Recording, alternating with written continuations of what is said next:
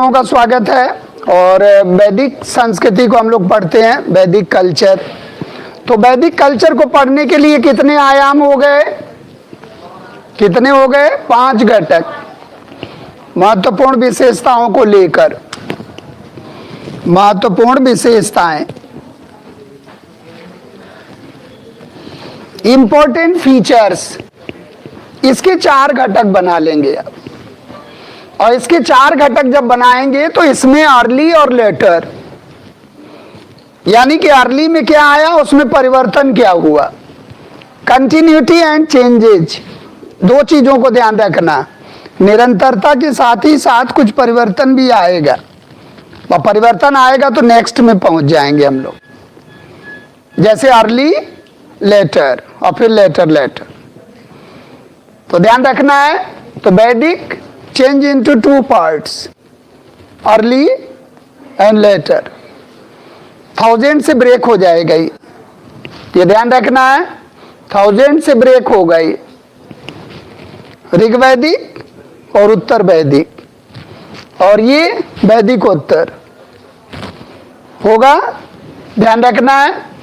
तो कभी भी आप देखो तो ये इंडस है, ये वाला पार्ट इंडस का है, तो एक इंडस होगा, एक अर्ली वैदिक होगा, एक लेटर वैदिक होगा, एक पोस्ट वैदिक होगा। अब पोस्ट वैदिक का मतलब क्या है? बुद्ध जैन। पोस्ट वैदिक का मतलब गंगा घाटी में क्रांति। गंगा घाटी में क्रांति किसके बाद? 600 BC। तो 2 परंपरा उत्तर वैदिक में शुरू होगी, उसका प्रचलन कहां होगा? पोस्ट वैदिक। और जो परंपरा ऋग्वैदिक में शुरू होगी, उसका प्रचलन कहां होगा? उत्तर वैदिक। आया? 4 वर्ण कहां आ रहे हैं? लास्ट में आ रहे हैं ऋग्वेद के। तो चारों वर्णों की जो व्यवस्था है वो लेटर में आएगी, और क्रिया प्रतिक्रिया जो उसमें आएगा, क्रांति जो होगी, वो पोस्ट में आएगी। कहां आएगी? पोस्ट में आएगी। तो ये ध्यान रखना। पशु चारक जीवन कृषि मूलक हो जाएगा, लेकिन नगर कहां मिलेगा? पोस्ट। क्योंकि यहां तो हस्तिनापुर, कौशाम्बी जैसे कुछ नगर थोड़े से मिलेंगे उत्तर वैदिक, जनपद मिलेंगे, लेकिन महाजनपद कहां मिलेंगे? पोस्ट वैदिक। महाजनपद कहां मिलेंगे? पोस्ट वैदिक। तो शासन प्रशासन की जो भी बेसिक इकाई है, यानी कि आप देखोगे कि शासन प्रशासन या कोई भी हो, बेसिक इकाई कौन है? फैमिली, परिवार। कहां से हम लोग इथिक्स सीखते हैं? मॉरल इथिक्स परिवार से शुरू होता हो, फिर इंटेलेक्चुअल इथिक्स में बदलता है, लॉजिकल इथिक्स में बदलता है। इसीलिए कहा जाता है कि प्रथम पाठशाला क्या है, लेकिन मार्क्स कहता था क्या कि फैमिली शुड बी एबोलिस्ड। तो अपने क्या आकाश से आया? जो परिवार को खत्म करेगा वो खुद खत्म हो जाएगा। सर्वाइवल है बिल्कुल। फिट वही होगा जो सरवाइव करेगा, वही फिट है। सरवाइव तभी कर रहा, मिसफिट होगा तो बाहर निकाल देंगे लोग। क्या कहा कि परिवार की जरूरत नहीं। और परिवार क्या है? प्रथम पाठशाला। यानी कि कुल और ग्राम से शुरू हो रहा। कुल, ग्राम, 20, जन, जनपद, महाजनपद। कैसे इकाइयां बनेंगी? कुल से मिलेगा, फैमिली मिलेगा तो ग्राम बनाएगा। ग्राम में लोग रहेंगे, 20 हो जाएगा। कुछ कबीले वाले लोग रहेंगे, जन हो जाएगा। कुछ टेरिटरी का निर्माण करेंगे, जनपद हो जाएगा। कुछ बड़ी मंडल बन जाएंगे, महाजनपद हो जाएंगे। तो बरेली क्या है? नहीं, जनपद भी है और महाजनपद भी है। बरेली जनपद भी है, यानी कि लेटर वैदिक में भी है और पोस्ट वैदिक में भी है। वो महसूस नहीं कर रहे ना, कर लेंगे। तो ध्यान रखना है। तो अभी जो जानते हो आप, ऐसा नहीं कि आप जानते नहीं हो, बस उसको सीधा कर देना। जानते हो आप सब, लेकिन किस क्रम से लिखें, क्या कोरिलेशन है, बस उसी को पढ़ना। तो ध्यान रखना आप, क्योंकि इतिहास क्या है, क्रमबद्धता का नाम, बस उसी को हम लोग कैच कर रहे हैं क्योंकि शुरू से पढ़ रहे हैं। क्लियर? शुरू से पढ़ रहे हैं। तो अब आप देखो कि एक तो कालक्रम जान लेंगे हम लोग, और कालक्रम में क्या है, एक तो इंडस है, अर्ली वैदिक, लेटर वैदिक, पोस्ट वैदिक, ये कालक्रम। कालक्रम में आप देखोगे तो एक तो आपका इंडस है। क्लियर? इंडस के बाद क्या आएगा, ऋग्वैदिक, ऋग्वैदिक, ऋग्वैदिक के बाद क्या आएगा, लेटर वैदिक, और लेटर वैदिक के बाद क्या आएगा, पोस्ट वैदिक। अब बताओ, इंडस क्लियर है, इंडस नगर है और ये गांव है। ये फिर आप देखोगे धीरे धीरे नगर बनना चाह रहा है, लेकिन द्वितीय नगरीकरण कहां आ रहा, तो देखो अब फर्स्ट नगरीकरण, फर्स्ट नगरीकरण, फर्स्ट अर्बनाइजेशन।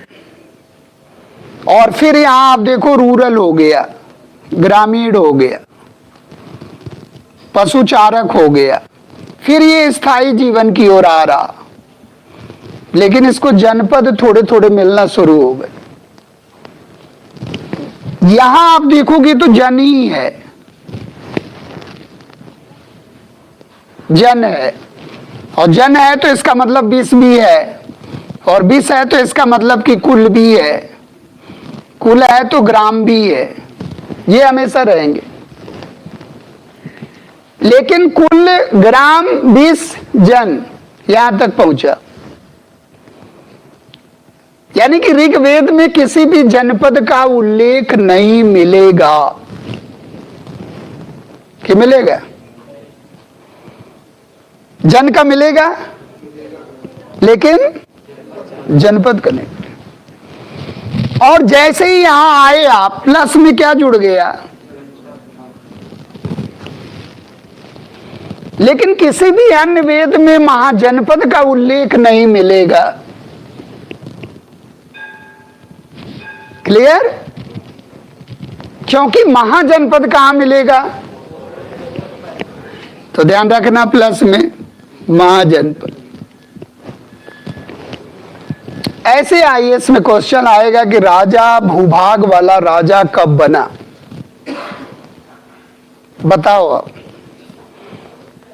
राजा गोपति से भूपति कब बना, टेरिटोरियल किंग कब बना, देखो मार खा गया।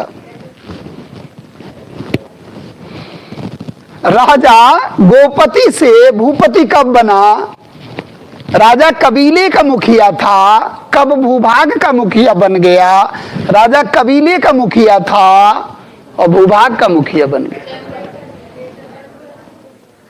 जनपद, दैट इज टेरिटरी, जिला। और जब भूभाग का मुखिया बन गया तो टैक्स भी लेगा,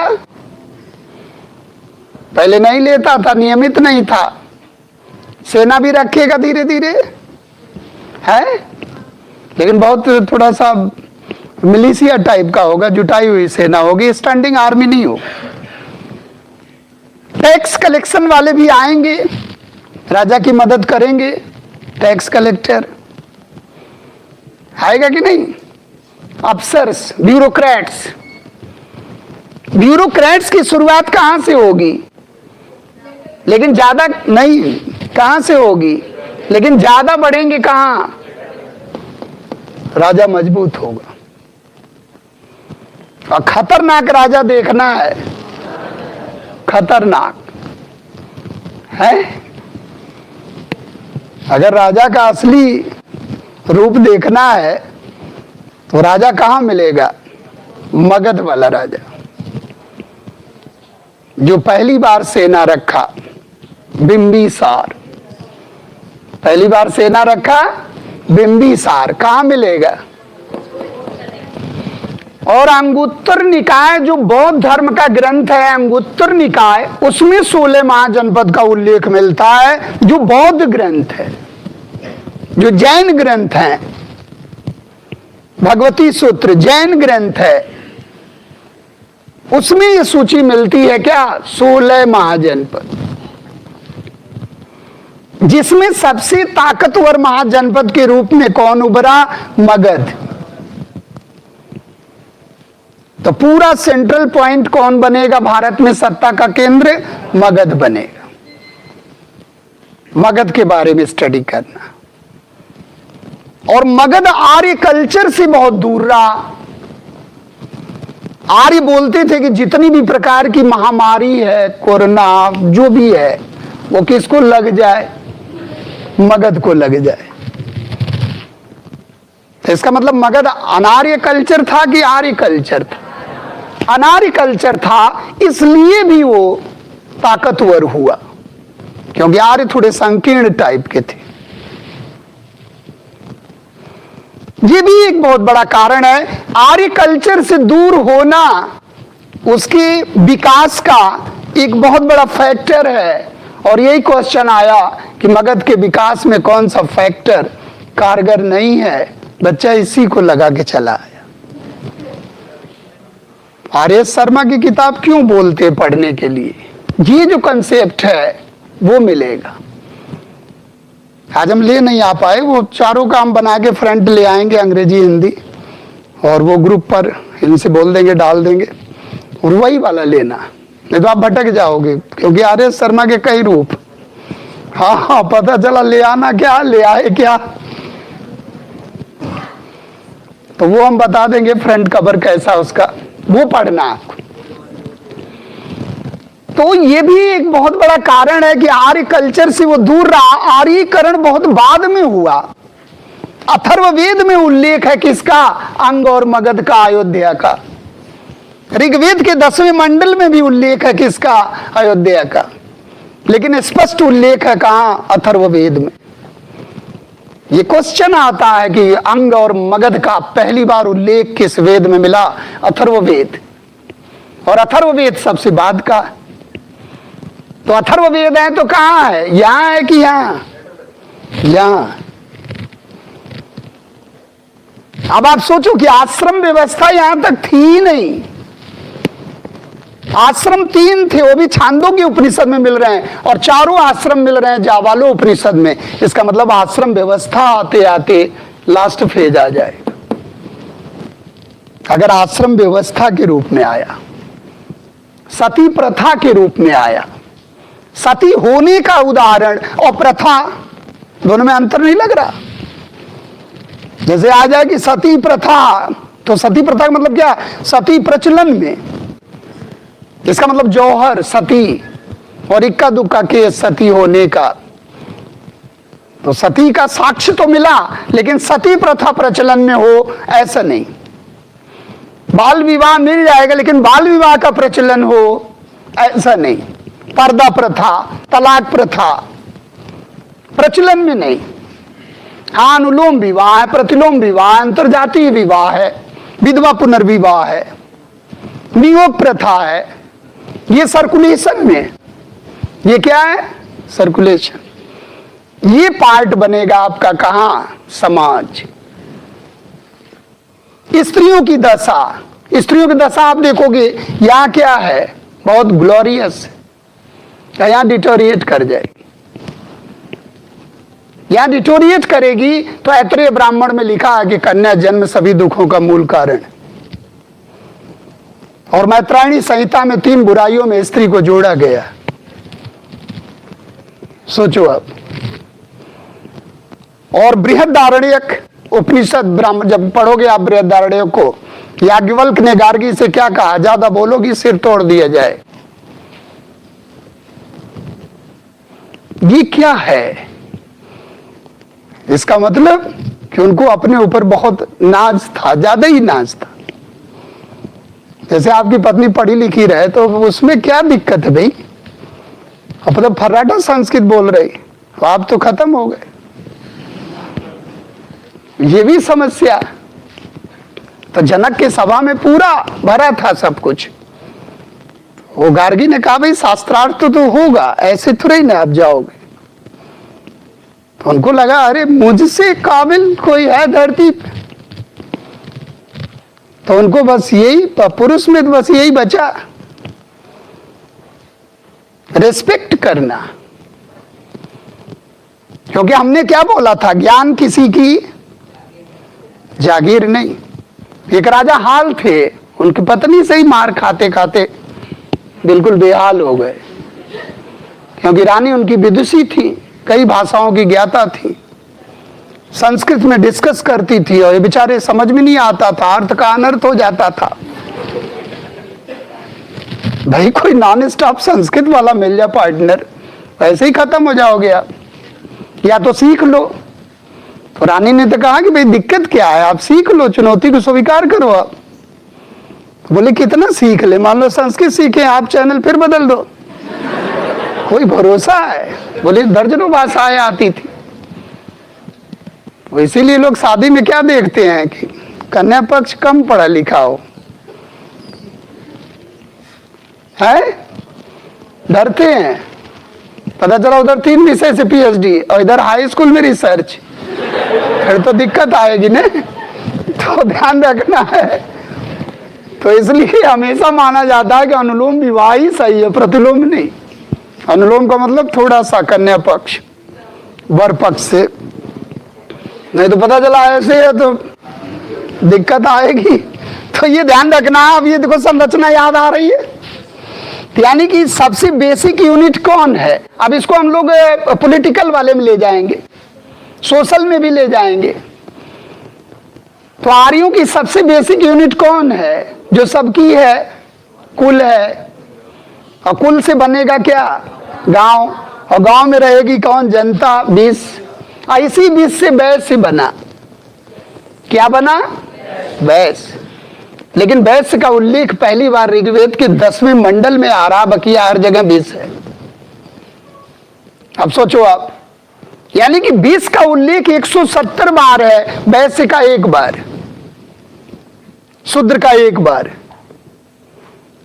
और इसी 20 से बना, यानी कि common people of that time, जो पेट भरते थे, जैसे उत्पादक थे, उनको इसमें रखा गया, ट्रीट करते थे।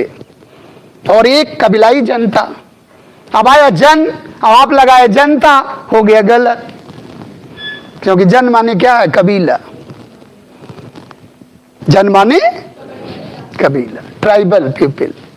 क्योंकि पहले कबीलाई समाज था, तो राजा हमारा कबीले का प्रतिनिधित्व करता था, इसलिए राजन नाम क्या पड़ा, जो जन की रक्षा करे, प्रोटेक्टर ऑफ जन, प्रोटेक्टर ऑफ ट्राइबल पीपल।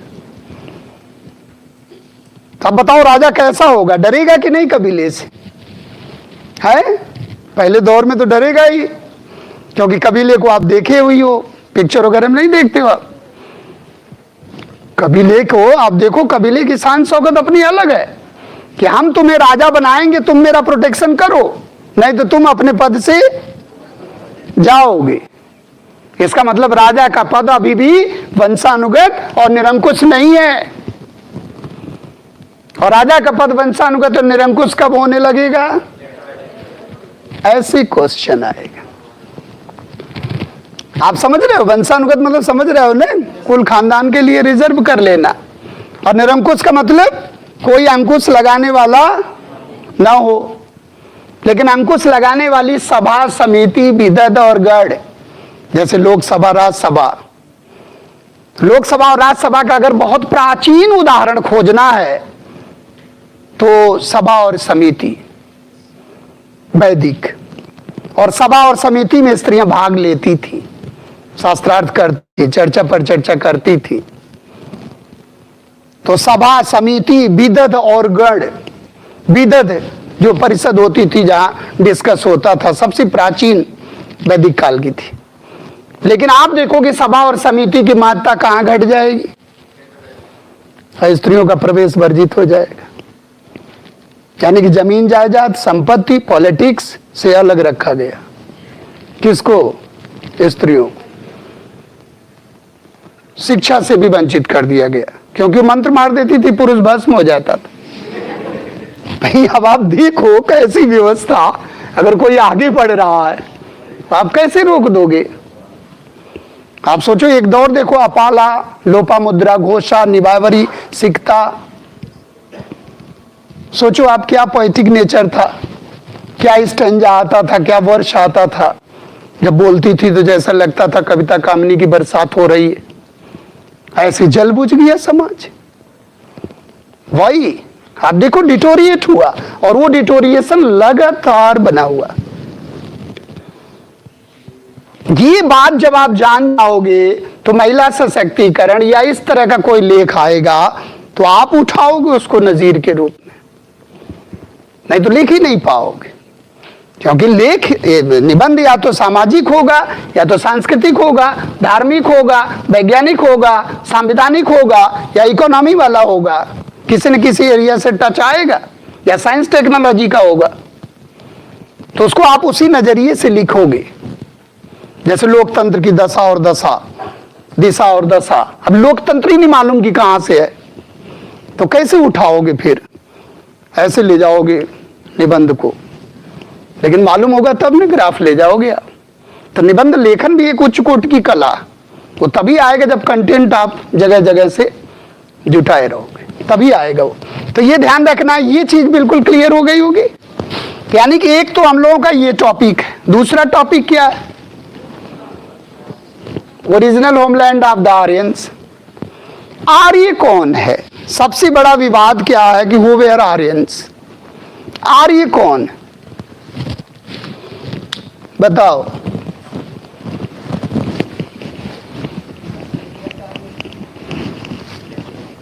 अच्छा, जब विकल्प दे देते हैं ना तो बहुत आनंद आता, क्योंकि आता ही नहीं।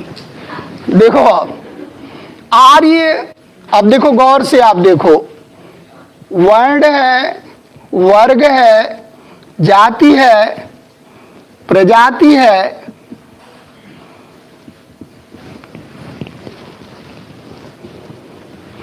क्या लग रहा? किसको लगा दिया जाए? जिसे आप लगाओगे वो 100% गलत होगा।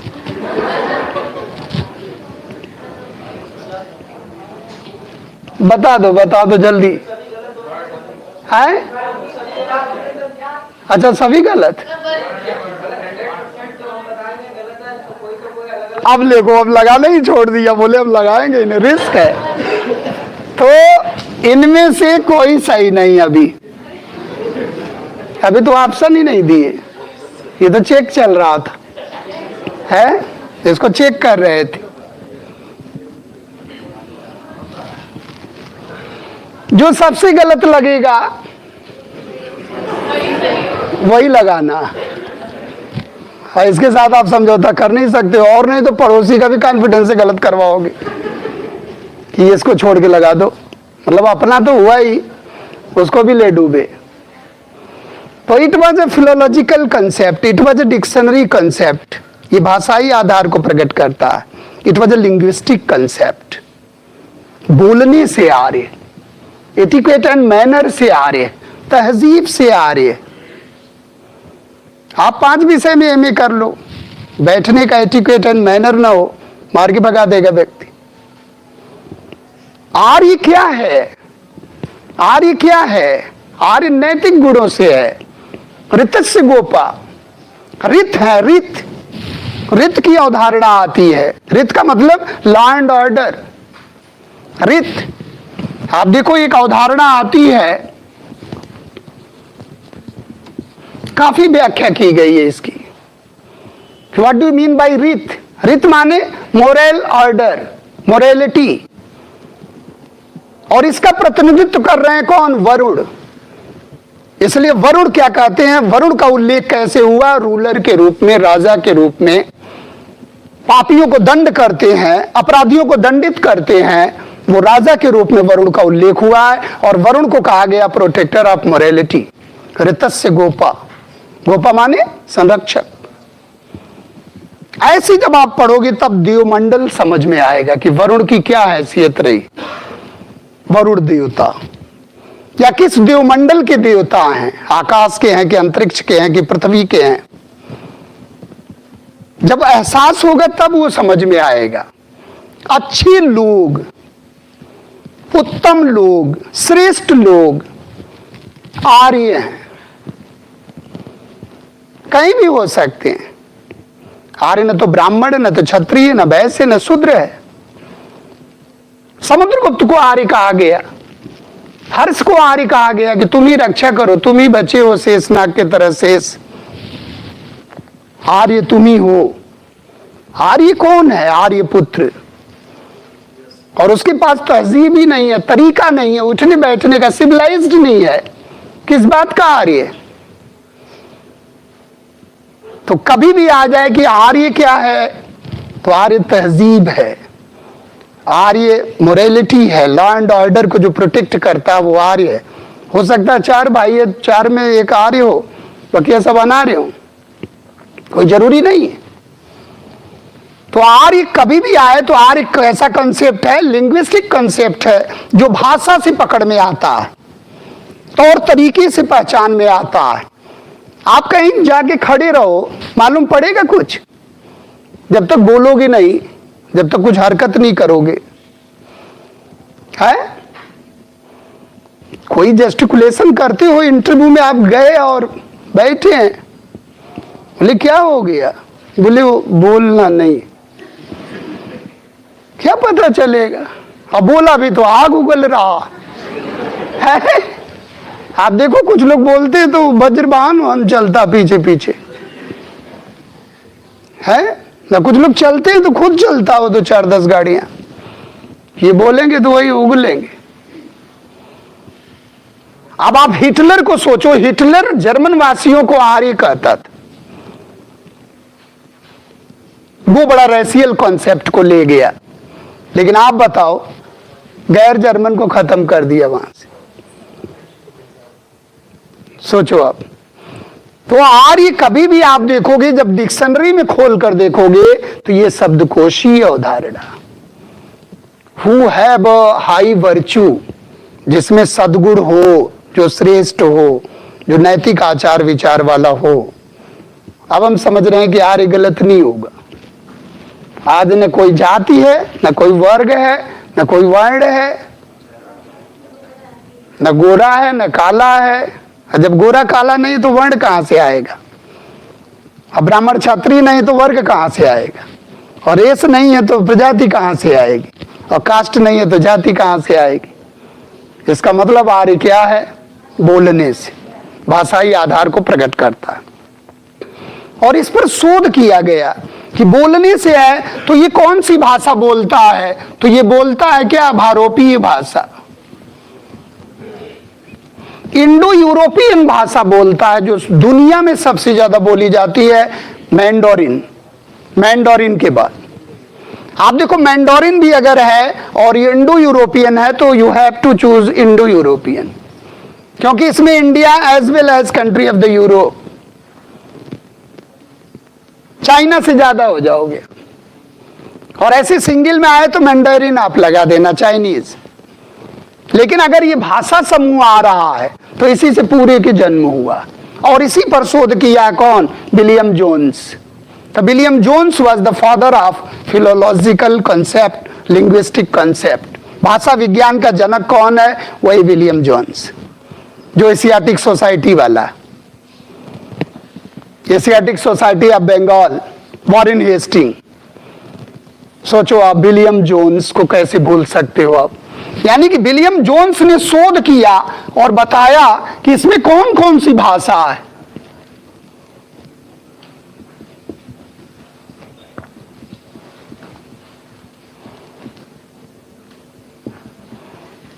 देखो आप, और भी भाषा है। यानी कि आप देखो कि इसमें जो है जितनी भाषाएं हैं यूरोप की, इंडिया की, ये कहते हैं कि ये एक ही परिवार की भाषाएं, इनके सिलाबल्स मिलते हैं, इनके मैटर मिलते हैं। जैसे पेटर है, पित्र है, फादर है, इनका ओरिजिनेशन एक है, इनका कुल खानदान एक है।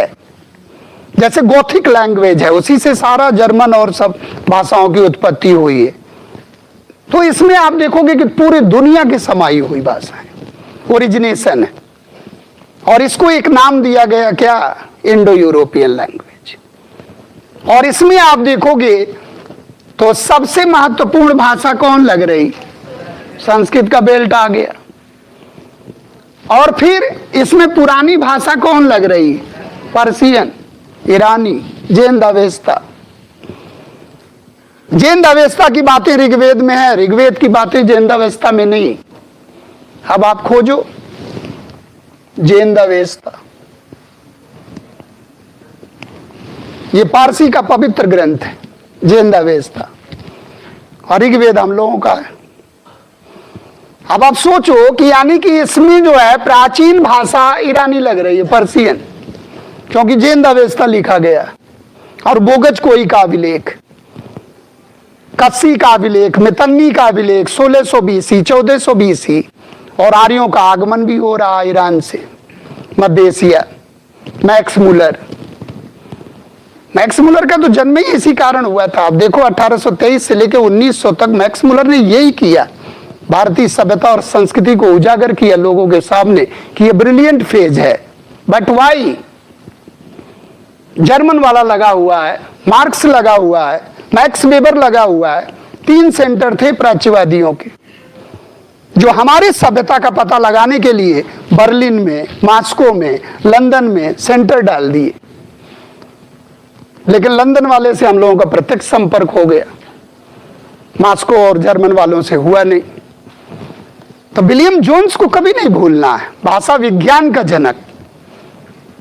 वही विलियम जोन्स, एशियाटिक सोसाइटी वाला, 1784। आप सोचो, आप 1784 में विलियम जोन्स एशियाटिक सोसाइटी की स्थापना भारत में करना चाहता, बट वाई, हमें जानना चाहता है, क्योंकि प्लासी बक्सर की लड़ाई हो चुकी है। अब कोई ऑप्शन नहीं है एक्सप्लॉइटेशन के अलावा। वहां से उपनिवेश शुरू होता है, from the battle of Plassey. और आया तो क्या सोच रहा है कि अब जान ले इन्हें हम, इन्हें जानने के लिए इनके साहित्य को जानना जरूरी है। तो वहां से अध्ययन शुरू हुआ। अब भागवत गीता और आप देखो मनु स्मृति और सबका ट्रांसलेशन किया गया, अभिज्ञान शाकुंतलम। आप मुगल काल में देखो, दारा को देखो, आप 52 उपनिषदों का दारा ने पर्शियन में अनुवाद करा दिया सिर्रे अकबर के नाम से। दारा सीखो, औरंगजेब का बड़ा भाई। आप देखो कितना स्कॉलर, ऐसे संस्कृत पढ़ना, ऐसे पर्शियन में लिखना। जेबुन निसा को देखो, आप होश उड़ जाएंगे आपके। कवित्री हुआ करती थी जेबुन निसा, लिखती थी। आप देखो गुलबदन बेगम को देखो, हुमायूं नामा। तो आपको लगेगा कि इतिहास लेखन की किसी की विरासत नहीं, कोई भी हो सकता है। तो ये चीज दिमाग में रखना है कि इंडो यूरोपियन जो भाषा समूह है, अब इससे क्या लग रहा है, या तो आर्य यहां है या तो आर्य यहां। अब देखो ओरिजिनल होमलैंड के पास पहुंच रहे हैं। इससे क्या निष्कर्ष निकल रहा, क्योंकि प्राचीन भाषा के रूप में आप ईरानी को ले रहे हो, महत्वपूर्ण भाषा के रूप में संस्कृत को ले रहे हो, तो या तो आर्य लंदन वाले क्षेत्र में है, या तो आर्य जर्मनी वाले क्षेत्र में है, या तो आर्य ईरान वाले क्षेत्र में है, या तो आर्य भारत वाले क्षेत्र में। अब पूरी लड़ाई हो गई। लेकिन इस लड़ाई में 2 विकल्प तो निकल कर आ रहे हैं, either Aryans related to Indian background or Aryans related to Persian background, Iran. आप बताओ, Hindi originated from Persian background. Hindu Hindustan,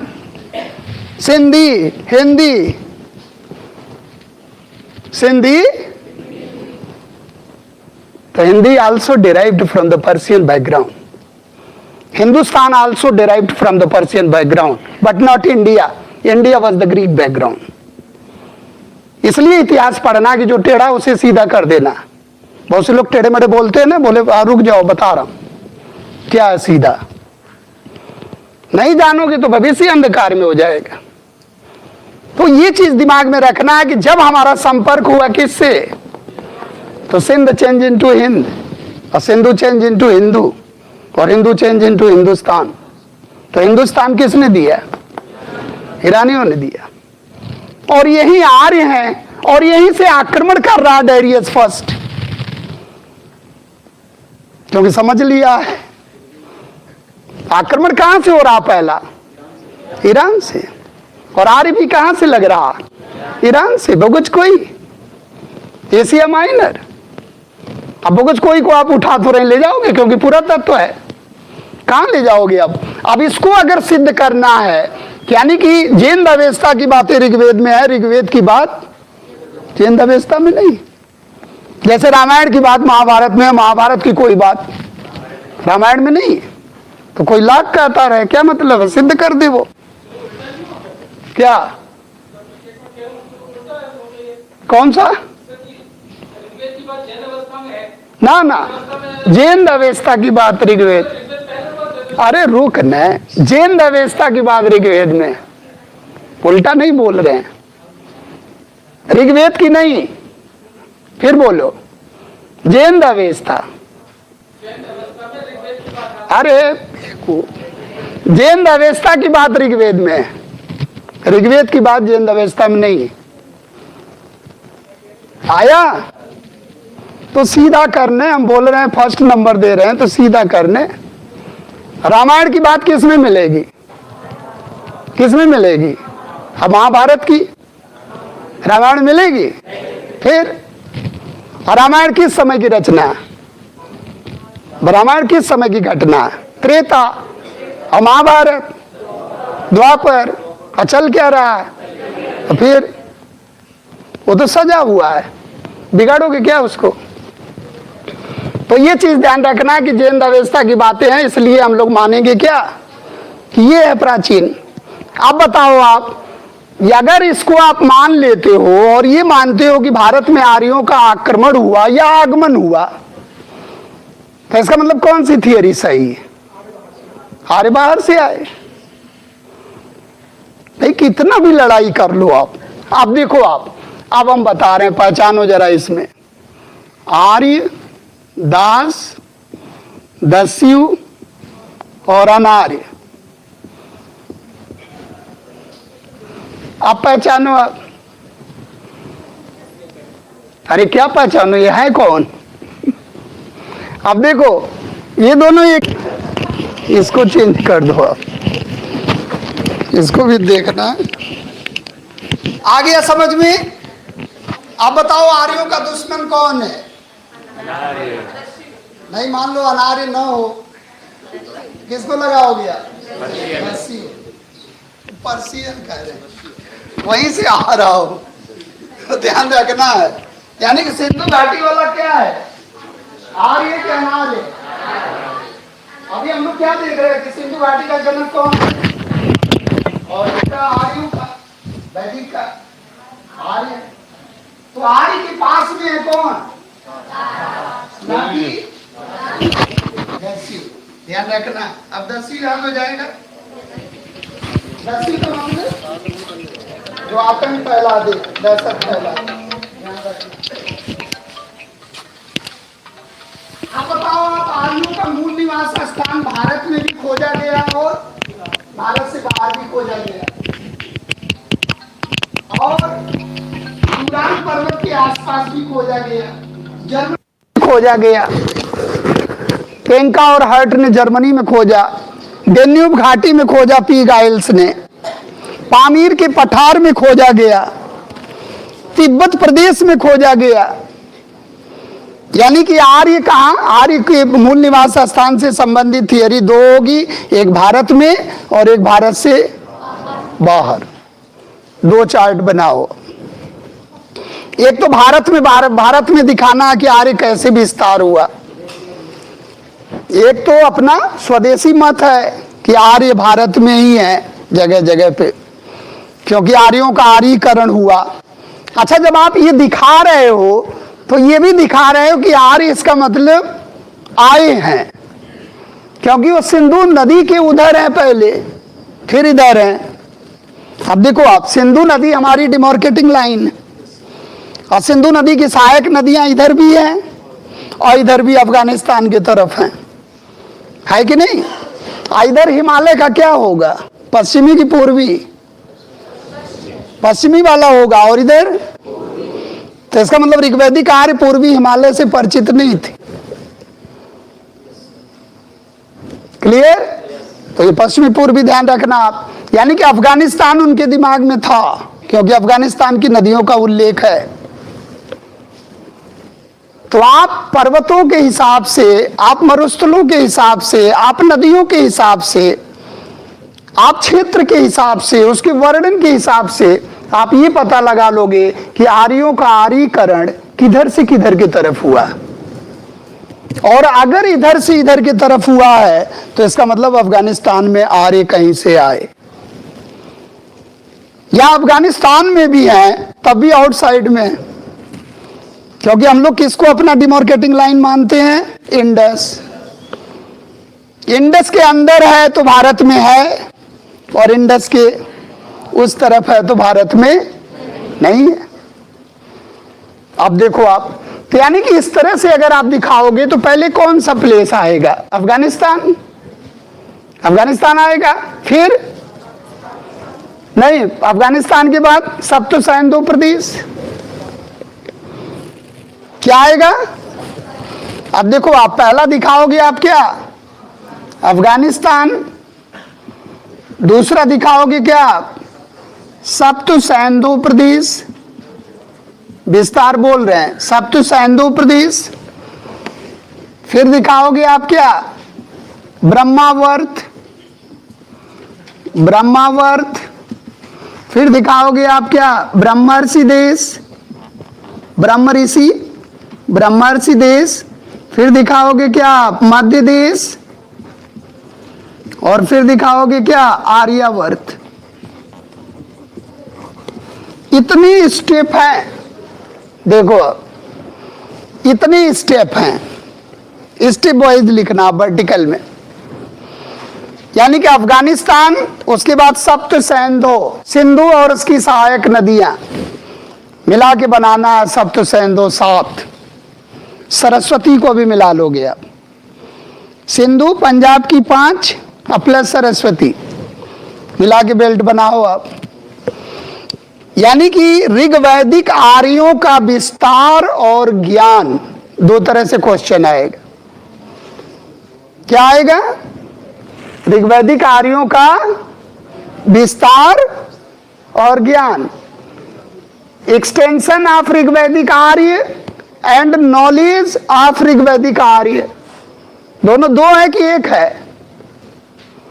दोनों 2 है कि 1 है? 2 है, 1 नहीं है। रहते कहां तक थे, जानते कहां तक थे? जरूरी नहीं है कि जहां तक जानते थे वहां तक रहते भी हों। ये बहुत बारीकी से क्वेश्चन आया और गलत हो गया न समझने के कारण, क्योंकि मैप रीडिंग आपकी कमजोर है। तो जब इधर से आएगा तो पहले गंगा नदी पड़ेगी कि यमुना? दिल्ली से जब आएगा, हरियाणा, दिल्ली, पंजाब, कौन सी नदी पड़ेगी पहले? यमुना, और फिर गंगा। तो गंगा नदी का 1 बार उल्लेख है, यमुना का 3 बार उल्लेख ऋग्वेद में। तो आप बताओ, ऋग्वैदिक आर्यों को किस नदी तक ज्ञान था? बोलो। Up to the river Ganga. लेकिन ऋग्वैदिक आर्य रहते कहां तक थे? बोलो।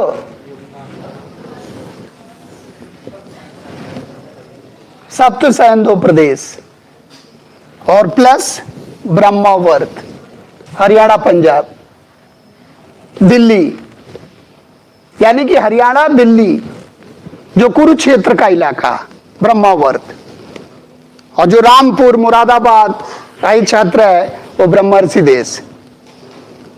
यानी कि पांचाल बनने से पहले इसका नाम क्या है? ब्रह्मर्षि देश, ब्रह्म ऋषि। इसके बाद फिर आएंगे तो क्या हो जाएंगे? मध्य देश। मध्य देश का मतलब, मध्य देश का मतलब हिमालय, हिमालय और विंध्याचल के बीच। राजबली पांडे ने इसका समर्थन कर दिया। लेकिन जो सबसे थियरी जो सबसे फेमस है वो अविनाश चंद्र दास की है, ऋग्वैदिक इंडिया के लेखक हैं, और ये कहते हैं कि आर्य सप्त सिंधु प्रदेश के मूल निवासी। क्योंकि आर्यों की सबसे महत्वपूर्ण नदी कौन है, और आर्यों की सबसे पवित्र नदी सरस्वती। तो the most important river of Rigvedic Aryan is Indus. लेकिन लाचार हैं बेचारे, इनके पास कोई अभिलेख है नहीं, साहित्य दिखाए, और अभिलेख से जब कोई अटैक किया तो साहित्य इनका खारिज हो गया। भाई आपको बार बार किसकी याद आती है? अपने एकदम गृह जनपद की, घर एकदम बिल्कुल, चाहे अमेरिका में चले जाओ चाहे कहीं चले जाओ। तो इसका मतलब आर्य बार बार भूल नहीं पा रहे हैं किस नदी को? इंडस। इंडस के लेफ्ट और राइट। लेकिन पवित्र कौन है?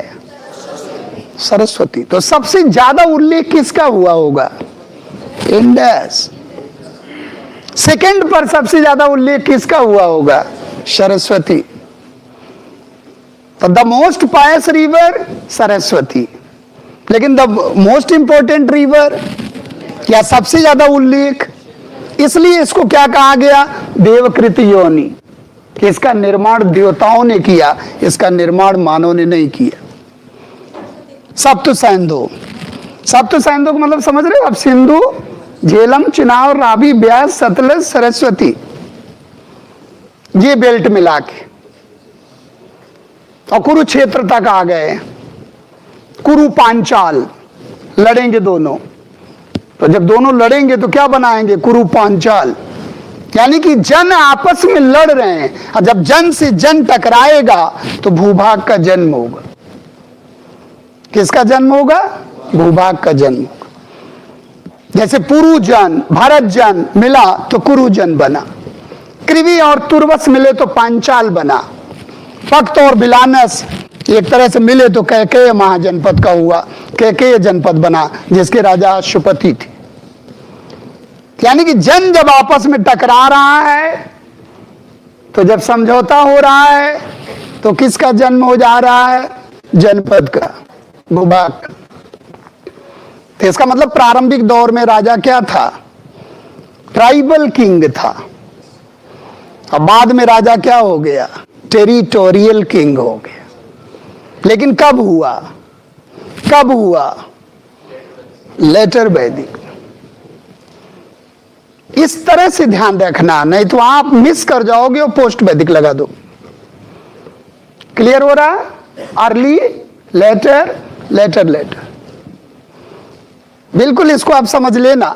इसके बाद आप देखोगे जब लेटर वैदिक में आया ये, तो ब्रह्मर्षि देश, मध्य देश, आर्यावर्त। इसका मतलब ये विस्तार की कहानी कहां मिलती है? शतपथ ब्राह्मण। और शतपथ ब्राह्मण किस वेद का ग्रंथ है? सबसे प्राचीन और सबसे महत्वपूर्ण ब्राह्मण ग्रंथ है। ब्राह्मण का नाम लिए थे बीच में हम। प्रत्येक वेद के अपने अलग अलग ब्राह्मण हैं, प्रत्येक वेद के अपने अलग अलग आरण्यक हैं, प्रत्येक वेद के अपने अलग अलग उपनिषद हैं। यही मिला के बनेगा क्या?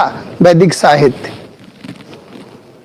याद आ रहा? सभी वेदाज, सभी ब्राह्मण ग्रंथ, सभी आरण्यक, सभी उपनिषद, आ रहा कि नहीं?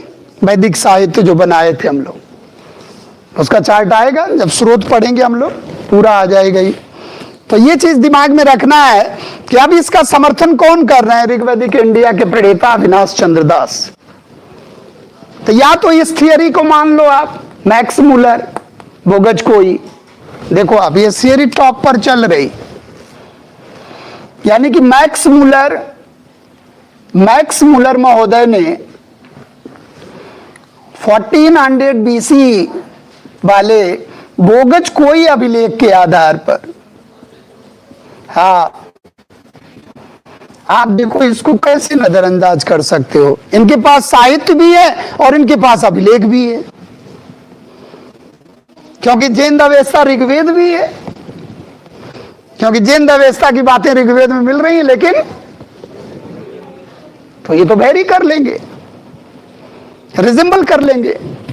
और सबसे बड़ी बात है कि इंद्र देवता मिल रहे हैं, वहां भी मिल रहे हैं। और हमारे यहां देवमंडल में सबसे सर्वोच्च देव कौन है? इंद्र, प्राइमरी गॉड है। और इंद्र पहले कहां दिखे? बोगजकोई। अब बोगजकोई कहां है? अनातोलिया, तुर्की, एशिया माइनर। इसका मतलब कि आर्य कहां से आएंगे? दुनिया में जाएंगे, भारत में भी आएंगे। सेंटर कौन होगा? बोगजकोई के आसपास वाला इलाका। तो सबसे सर्वमान्य, सबसे वैज्ञानिक, सबसे प्रामाणिक सिद्धांत कौन है? Max Muller. और अगर मैक्स मूलर के बाद कोई अगर, तो सप्त सैंधो प्रदेश। लेकिन इनके पास अभिलेख नहीं कि सप्त सैंधो प्रदेश, जिसको भूल नहीं पा रहे हैं। अब आप देखो कि यानी कि अफगानिस्तान की नदियों का भी उल्लेख है। और नदियों के मामले में हमने बताया था कि 31 रिवर, 25 रिवर, 21 रिवर। नदी सुक्त में अगर देखा जाए तो 21 रिवर है। पूरे ऋग्वेद में अगर देखा जाए तो 25 रिवर है। पूरे वैदिक संहिता में अगर देखा जाए तो 31 रिवर है। तो एक नदी सूक्त भी है जिसमें गंगा नदी का फर्स्ट और गोमती नदी का बाद में सबसे उल्लेख। लेकिन गोमती नदी कौन है? वो गोमती नदी नहीं है लखनऊ वाली। गोमती नदी कौन है? नहीं, गोमती नदी कौन है? अफगानिस्तान। सरयू नदी कौन है? अयोध्या वाली नहीं। सरयू नदी कौन है? अफगानिस्तान में बहती। क्योंकि अगर ऋग्वेद में उल्लेख है तो ऋग्वेद वाले आए अयोध्या? आए? नहीं आए। तो इसका मतलब कि वो नदी वो नहीं। अब फिर आएगा नर्मदा नदी, रेवा नदी और गंडक नदी। अब गंडक नदी आ गया तो कहां तक ले गए? बिहार तक ले गए। और नर्मदा नदी आ गया तो कहां तक ले आए? नर्मदा ताप्ती। इसका मतलब एक्सटेंशन हो गया। और इस एक्सटेंशन की बात कौन बता रहा है? सतपथ ब्राह्मण। और बाद में मनु स्मृति, यानी कि अब मनु और पातंजलि क्या कह रहे हैं कि अंततः आर्य कहाँ के निवासी हो गए? समस्त उत्तर भारत में निवास करने लगे। इसलिए इसको क्या नाम दे दिया गया? आर्यावर्त। वर्तमान देश। आर्य मतलब आर्यों का देश। और जैसे जैसे ये आते गए वैसे वैसे अनार्य को बैक करते गए, अनार्य को पुश करते गए। और अनार्य पुश होकर कहां पहुंच गए? उधर मगध के तरफ और इधर नीचे। और इधर नीचे पहुंचे जब नर्मदा से नीचे, तो नर्मदा से नीचे वाला जो भाग है वो द्रविड़ कहलाया। और वही द्रविड़ कहलाए कौन? नॉन ऑरियंस। अब बाद में आपने देखा कि अगस्त ऋषि जब गए तो बोले रुके रहना तुम, मैं आ रहा हूं जो है। तो वो आए ही नहीं, तो और छोटा हो गया। पहले बहुत बड़ा था, बोले क्रॉस ही नहीं होने देता था। बाद में राजशेखर ने उसको उत्तर भारत और दक्षिण भारत के बीच में एक सीमा रेखा मान लिया, नर्मदा ताप्ती का पूरा बेल्ट। यानी कि जो ऋग्वैदिक आर्य है वो अरावली तक है, लेकिन उत्तर वैदिक आर्य कहां तक पहुंच गया? नर्मदा और ताप्ती। क्योंकि नर्मदा और ताप्ती का उल्लेख ऋग्वेद में नहीं है। नर्मदा का उल्लेख, सदा नीरा का उल्लेख, गंडक नदी का उल्लेख ऋग्वेद में नहीं है, अन्य वेद में है, सतपथ ब्राह्मण। तो आर्यों की विस्तार की कहानी, आर्यों के भारत में विस्तार की कहानी किस वेद, किस ग्रंथ में मिलती है? सतपथ ब्राह्मण। उसी में जल प्लावन की भी बात मिलती, उसी में सामाजिक, आर्थिक, राजनीतिक, उसी में सारे क्रियाकलाप की बात मिलती है। मढ़ाई, लुनाई, कटाई, दवाई, वसाई, खेत से खलिहान तक जो ले जाते हो आप, प्रोसेस करते हो, वो भी है किसका मैटर? सतपथ ब्राह्मण। इसलिए सबसे महत्वपूर्ण ब्राह्मण कौन हो गया? सतपथ ब्राह्मण। उससे क्वेश्चन आता। और उसी में भेदभाव परक शब्द का इस्तेमाल किया गया है। जैसे ब्राह्मण के लिए अलग, क्षत्रिय के लिए अलग, वैश्य के लिए अलग, शूद्र के लिए अलग। तो इसका मतलब कि अब धीरे धीरे भेदभाव भी शुरू हो रहा। किसी को कहा जा रहा क्या? आइए, किसी को कह रहे हैं आओ, किसी को कह रहे हैं जल्दी आओ, किसी को तो गिरते पड़ते जो दौड़ के आओ। तो इससे क्या हुआ? एक ठेस पहुंची कि नहीं? भेदभाव हुआ। जबकि सारे किसके अंग से आए थे? एक दिव्य पुरुष के विविध अंगों से सबकी उत्पत्ति हुई थी। लेकिन बुलाने का अंदाज भी नजर अलग अलग है, दफनाने के लिए अलग अलग है, जनेऊ धारण कर रहे हैं तो अलग अलग सूत है, उसमें भी अलग अलग धागे हैं, मंत्र अलग अलग है, और ऋतुएं अलग अलग हैं। कोई बारिश में ही करा रहा तो सजा है क्या उसको? और इसी शतपथ ब्राह्मण में पत्नी को अर्धांगिनी भी कहा गया। यानी कि सारी चीजों की जानकारी आप देखोगे किसी न किसी स्रोत से हम लोग बोल रहे हैं, और वो स्रोत कहीं ना कहीं आपके काम आएगा जब हम लोग पूरा लिस्ट बनाएंगे पूरे लिटरेचर की। और वो लिस्ट जब बनेगा तो उसमें एक पूरा बनेगा कि प्रत्येक वेद के अलग अलग आरण्यक हैं, उपनिषद हैं, जैसे मुंडको उपनिषद, सत्यमेव जयते। अब आ गया मुंडक उपनिषद। अब मुंडक उपनिषद किस वेद से जुड़ा? तो अथर्ववेद। जैसे छांदोग्य उपनिषद सामवेद। तो ये भी जानना जरूरी है कि किस वेद का क्या कंटेंट है। जैसे यजुर्वेद, यजुस से बना है, कर्मकांडी है। तो ये चीज दिमाग में रखना। आप देखो ये चीज क्लियर हो रही है कि बहुत से विचार हैं। जैसे राजबली पांडे इसको मानते हैं मध्य देश को, गंगानाथ झा इसको मानते हैं, मनु और पतंजलि इसको मानते हैं। तिब्बत प्रदेश को कौन मानते हैं? तिब्बत प्रदेश दयानंद सरस्वती। और किसमें मानते हैं? अपने ग्रंथ सत्यार्थ प्रकाश। उत्तरी ध्रुव प्रदेश को किसने माना? Bal Gangadhar Tilak, the Arctic home of the Aryans. तो there were so many theory related to original homeland of the Aryans. यानी कि आर्यों के मूल निवास स्थान के बारे में ढेर सारे मतांतर हैं, लेकिन दो महत्वपूर्ण हैं, जिसमें एक सबसे महत्वपूर्ण है जो है मैक्स मुलर। और वो क्यों महत्वपूर्ण है? क्योंकि उसके साथ अभिलेख भी है और उसके साथ साहित्य भी। और दूसरे पर अगर कोई थियरी आ रही है तो अविनाश चंद्र दास का सप्तसेंदो प्रदेश। और वैसे आप देखोगे यूराल पर्वत के आसपास। अब जैसे पेंका एंड हर्ट जर्मन प्रदेश बताते हैं, लेकिन वो किस आधार पर बताते हैं? Curly hair. किस आधार पर? कि वो घुघराले बाल थे। तो जरूरी है कि जिसके घुघराले बाल वहां आरी हो जाएगा तो तोड़वा डालेगा जाके, बोले आज ही चलते हैं सैलून में घुघराले बाल। तो कोई जरूरी नहीं है कि जर्मन के सारे लोग घुघराले ही होते हैं। वो कोई particular hard and fast rule नहीं है। कहीं कहीं वनस्पतियों को देखकर, खाद्यान्न को देखकर, तो वो एक आइडिया लगाया जा सकता है। That may be, that may not be. लेकिन सटीक आंसर क्या लग रहा है कि 1600, 1500, 1400 के आसपास, क्योंकि कस्सी का अभिलेख भी मिल रहा है जो आर्यों के विस्तार की बात कर रहा है 1600 के आसपास।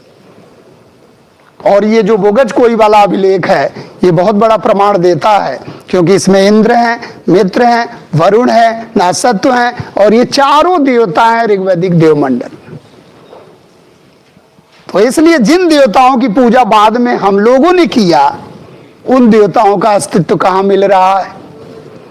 यानी कि आर्य जो कबीले थे, जो कस्सी, मितन्नी, हिट्टाइट, ये आपस में लड़ते थे और एक बार संधि किए। और संधि किसके साक्षात रूप में किए? इन देवताओं को साक्षी मानकर संधि कर लिए कि अब हम नहीं लड़ेंगे। जैसे मतियुस थे, सुबिललम थे, ये दोनों कबीले के मुखिया संधि किए और देवता को क्या माने? साक्षी। और वहां पत्थर पर खुदवा दिए। तो इसका मतलब कि इंद्र का अगर वहां मिल रहा सर्वाइवल और उसी की पूजा, इंद्र की पूजा हम कर रहे हैं यहाँ, तो इसका मतलब आर्यों का किस बेल्ट से आगमन हो रहा? वहीं से हो रहा। तो आप अगर आएगा कि आर्यों के बारे में निर्विवाद सिद्धांत यानी कि एक थियरी कौन है, तो आप बता सकते हो कि फर्स्ट प्रेफरेंस किसको देंगे? मध्य एशिया। और उसके बाद अगर बताना तो अविनाश चंद्र दास, और नहीं तो सुमेलित करने के लिए आएगा। क्या आएगा?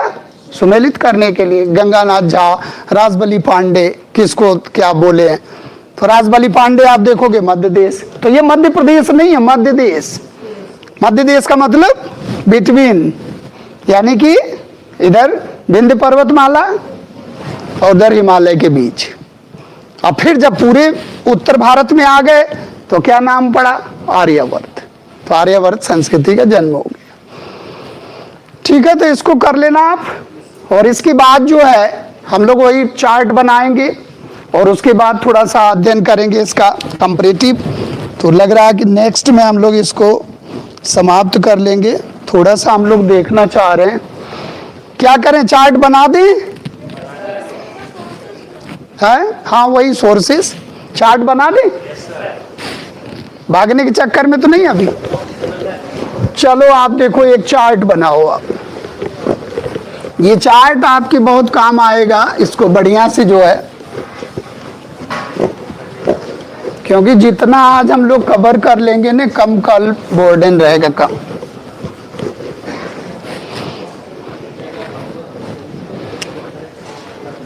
एक तरफ आप बना लेना वेद और एक बनाना आप ब्राह्मण ग्रंथ और एक बनाना आप आरण्यक ग्रंथ और एक बनाना आप वेदांत उपनिषद। और उपनिषद को हम लोग क्या कहेंगे? वेदांत। देखो अब, और एक और कॉलम बना सकते हो आप, शाखाएं, वेद की शाखाएं जो है। तो पहला वेद कौन है? ऋग्वेद है, ऋग्वेद है। और ऋग्वेद किसमें है? पद्य की गद्य, पद्य में है, छंदबद्ध है और प्रेयर है, इसमें ऋचाएं हैं, प्रेयर है। और ये हमारा जो है आइडियल है, आदर्श है, लेकिन श्रेष्ठ नहीं, ये ध्यान रखना है, आदर्श वेद है। और इसके बाद आप देखोगे तो इसमें जो है, एक तरह से अगर कहा जाए तो कितने मंडल हैं? 10 मंडल हैं। और कितने सूक्त हैं? 1000। हाँ, मूल सूक्त 1017 ही है। वो बाल खिल मिलाओगे 11, तब 1028 कुल आएगा, तब 1028 लगाना। मूल सूक्तों की संख्या 1017, तो ध्यान रखना है। तो 10 तो मंडल हो जाएंगे, मंडल, और 1017 प्लस 11 बालखिल्य को मिलाकर, और 10,462। ये बहुत ज्यादा याद नहीं करना, मंत्र हैं। एक सूक्त में 3 से लेकर 300 मंत्र हो सकते हैं, तो ध्यान रखना। सूक्त, सुंदर उक्ति, सूक्त।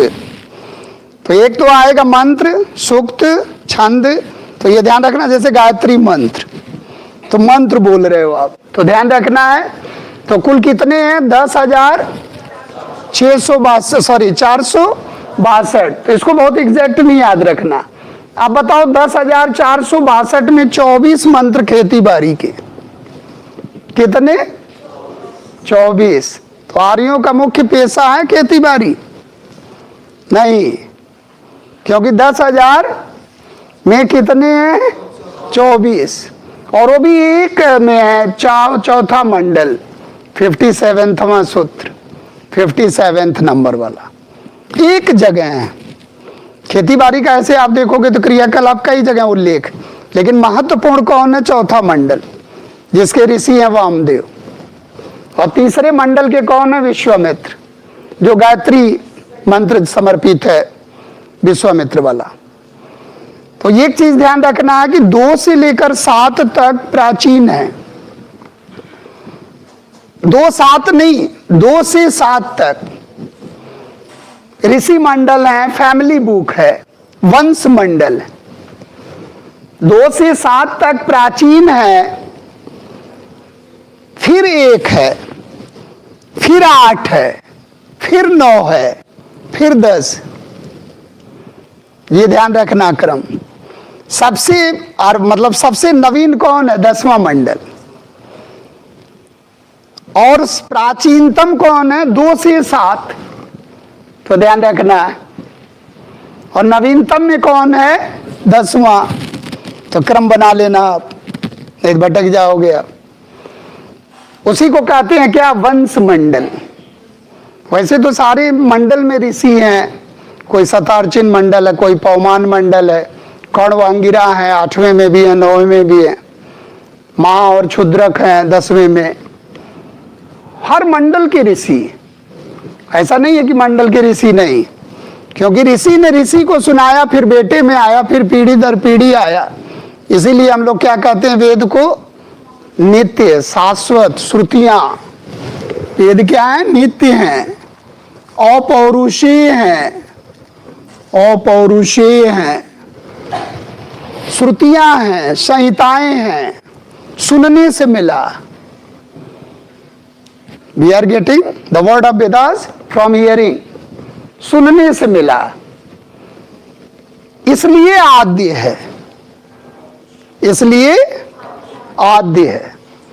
ये भी ध्यान रखना, क्योंकि मौखिक रूप में चल रहा। अगर ये लिखित हो जाता तो हिस्टोरिकल हो जाता, लेकिन Vedic literature is considered as a proto historic literature. तो ये ध्यान रखना है। तो ये याद रखना है थोड़ा इसके बारे में, ये इसको तैयार रखना है। अब इसकी शाखाएं कौन कौन सी हैं? बताओ, कौन सी शाखा है? बोलो आप। शाकल, ये सबसे जीवंत शाखा है। वैसे तो आप देखोगे शाकल है, वास्कल है, मांडुके है, अश्वलायन है, ध्यान रखना है। लेकिन जो जीवंत है वो शाकल है, 1017। वास्कल में आप देखोगे तो उसकी गणना ही नहीं हो रही है, 56 है, वो नहीं जोड़ा जा रहा। तो शाकल शाखा ही इसकी सरवाइव कर रही है वर्तमान में। एक एक को ध्यान रखना है। ऐसे तो 5-5 शाखाएं हैं। शाकल है, वास्कल है, सांख्यायन है, मांडुके है, अश्वलायन है, बहुत शाखाएं, लेकिन उसमें जाने की जरूरत नहीं। मेन जो स्ट्रीम है उसको याद करना। अब बताओ, इसके ब्राह्मण होंगे, यानी कि इसका इंटरप्रिटेशन होगा, क्योंकि प्रत्येक वेद क्या है? छंदबद्ध है, क्लिष्ट होंगे। और जब क्लिष्ट होंगे तो उसकी व्याख्या होगी। अब वेदों की व्याख्या किसमें है? यानी कि वेदों को जन सामान्य तक सरल रूप में प्रस्तुत करने के लिए जिन ग्रंथों की रचना की गई वही ब्राह्मण है।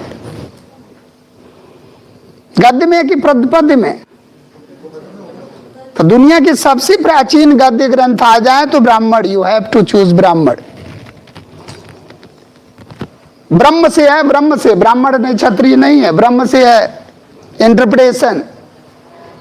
तो interpretation of the Vedas in which text book? ब्राह्मण, ये ध्यान रखना। तो प्रत्येक वेद के अपने अलग अलग ब्राह्मण भी होंगे। इसका मतलब चारों वेद के अलग अलग ब्राह्मण भी होंगे, और प्रत्येक वेद के अपने अलग अलग आरण्यक भी होंगे, और प्रत्येक वेद के अपने अलग अलग उपनिषद भी होंगे। इसका मतलब कि इसको अगर देखा जाए तो आप इस तरह से करोगे। देखो, तो यही तो हुआ, यही तो हुआ। ऐसे एरो लगा हुआ, प्रत्येक वेद के, वो बोलोगे तो क्लियर हो जाएगा। प्रत्येक वेद के, हाँ, तो फिर ब्राह्मण से मत उठा लेना, वेद पे ही लौट के आना। प्रत्येक वेद के अपने अलग अलग, और प्रत्येक वेद के, और प्रत्येक वेद के, तो ध्यान रखना। तो इसका मतलब इसके कितने वेद एंड रिलेटेड टेक्स्ट बुक, तो वेद और उससे जुड़े ग्रंथ, तो उससे जुड़े ग्रंथ कितने हुए? 3 ही तो हुए। यही वैदिक है, इसी को क्या कहेंगे? वैदिक है। यानी कि यहां क्या है, ये व्याख्या है। ये कौन से ग्रंथ हैं? व्याख्यात्मक ग्रंथ। ये रहस्य की शुरुआत और ये पूरी तरह रहस्यात्मक, पूरी तरह रहस्यात्मक, फुल ऑफ मिस्ट्री। लेकिन मिस्ट्री स्टार्टेड फ्रॉम अरण्य। अरण्य माने जंगल, जंगल बुक है। यानी कि ब्रह्मचर्य गृहस्थ क्रॉस कर चुका है, तो 50 वर्ष के बाद क्या करेगा? मंगल मनाने लायक है नहीं है?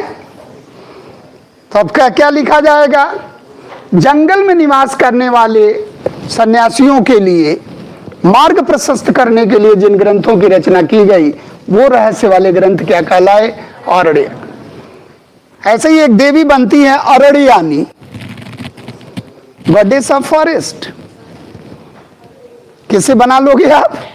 अरण्यानी, गॉडेस ऑफ फॉरेस्ट, जंगल की देवी। तो ध्यान रखना है। तो प्रत्येक वेद अलर्ट है, तैयार है। अब देखो, अब बोल रहे हैं हम ऐतरेय कौशिकी। अब संभालो अपने आप को।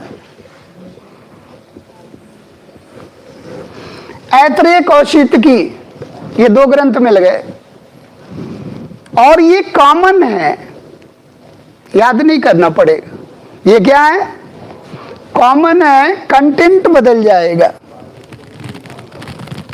देखो कितना अच्छा कर दिए, नहीं तो और माथापच्ची करना पड़ता। अगर कोई कह रहा है ऐतरेय उपनिषद, राइट और wrong? Right. Are you getting my point? Common, common मतलब हर जगह दौड़ा दो आप। लेकिन जब ग्रंथ आएगा ऐतरेय ब्राह्मण, कन्या दुख जन्म सभी दुखों का मूल कारण है, तो किसका कंटेंट है? ब्राह्मण का, न कि आरण्यक उपनिषद का।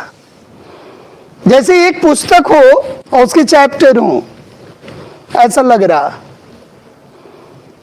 तो ध्यान रखना है, ऐतरेय उपनिषद का मैटर रहस्यात्मक होगा, ऐतरेय आरण्यक का मैटर अलग होगा और ऐतरेय ब्राह्मण का मैटर अलग होगा, जबकि नाम सेम सेम।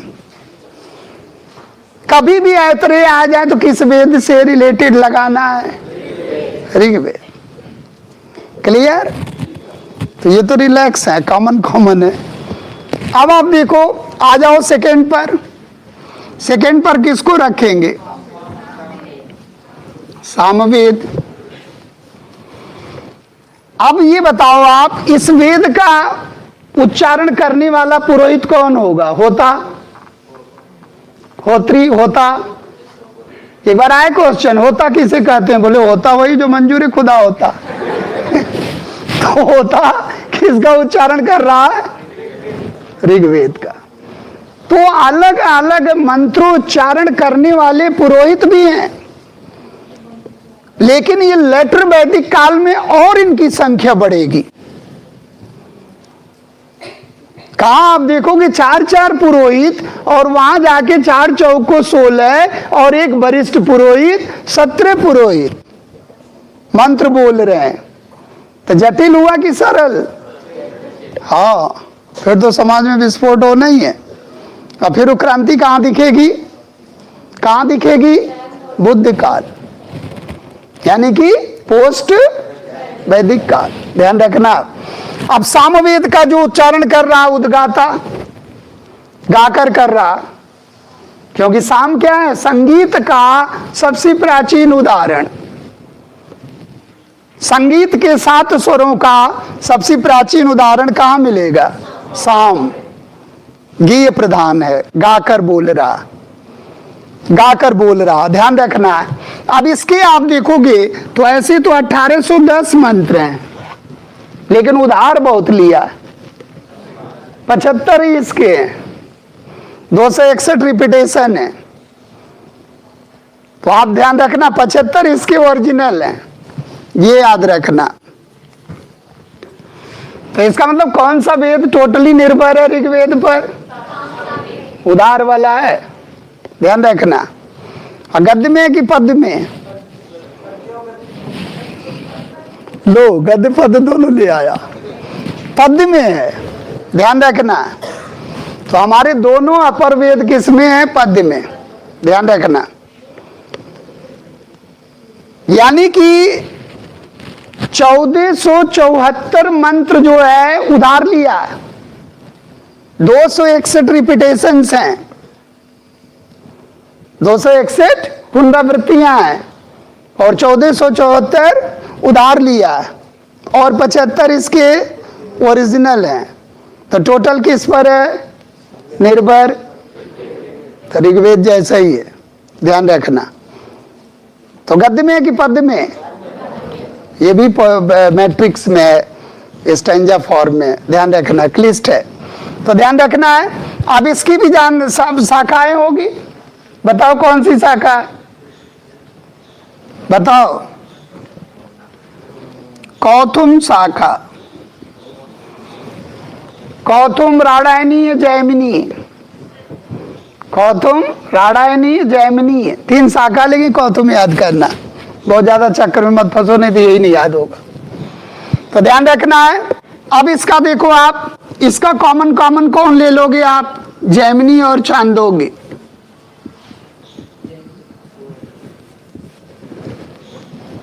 ये भी कॉमन है, दौड़ा दो अब। जैमिनी और छांदोग्य सेम।